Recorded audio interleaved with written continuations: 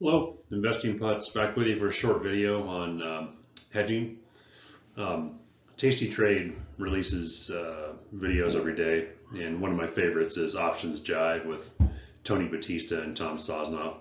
And it was the title was on strategic diversification and or hedging. It's not usually a subject that they focus on, and when Tom asked Tony how he hedges, he didn't really have a good answer, so it was kind of an interesting, made both of them think.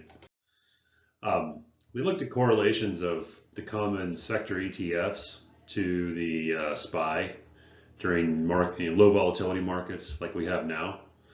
During those times of low volatility, the correlations of the sectors on average are about 0.5 or 0.6, which is fairly uncorrelated. Your typical hedges like treasury bonds or TLT, gold, and oil or USO are very low as hoped for. So during the good times, they argue that you can get a decent diversification against the SPY just by trading the sector ETFs.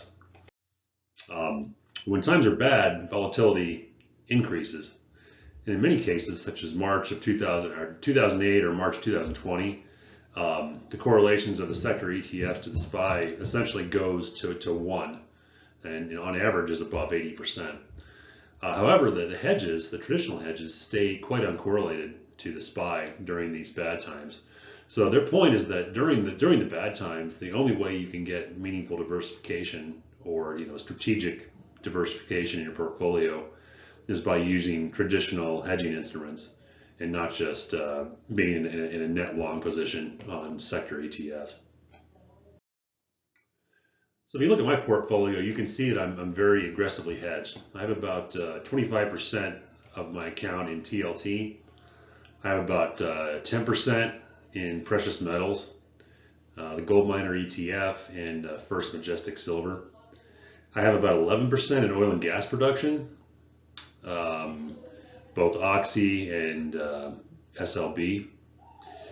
And finally, I have about 4% in a uranium miner, CCJ, Cameco. I'm not sure if this counts as a hedge or not, but I'm counting it as such. Anyway, in total, about 50% of my portfolio is in active traditional hedging instruments.